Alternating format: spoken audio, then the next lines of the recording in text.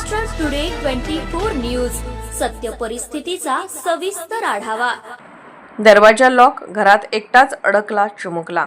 आई वडिलांचा जीव टांगणीला, अग्निशमन दलाने खिडकीतून रेस्क्यू केलं। नांदेडमधून एक थरारक घडामोड समोर आली आहे।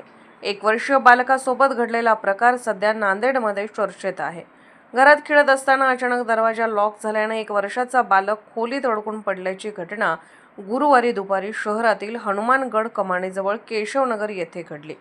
तब्बल 1 तास बालक खोलीत कोंडला गेला होता। शेवटी अग्निशमन दलाने तात्काळ धाव घेत रेस्क्यू करत बालकाला सुखरूप बाहेर काढले। बाळाची सुखरूप सुटका झाल्याने आईवडिलांनी सुटकेचा निश्वास सोडला।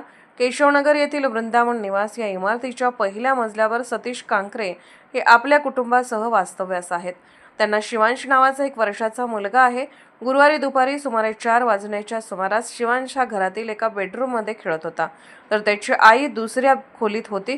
यावेळी वाऱ्याने किंवा अन्य कारणाने खोलीचा दरवाजा लॉक झाला आणि लहान बालक रूममध्ये एकटाच अडकला। अखेर अग्निशमन दलाला याची माहिती देण्यात आली। माहिती मिळताच अग्निशमन दलाचे अधिकारी दासरे हे आपल्या पथकासह घटनास्थळी दाखल झाले। पाठीमागील खिडकी उघडी असल्याचे लक्षात आल्यानंतर अग्निशमन दलाच्या कर्मचाऱ्याने 35 फूट उंच ॲल्युमिनियम एक्सेंटेशन लेडरच्या साहाय्याने खिडकीपर्यंत पोहोचले।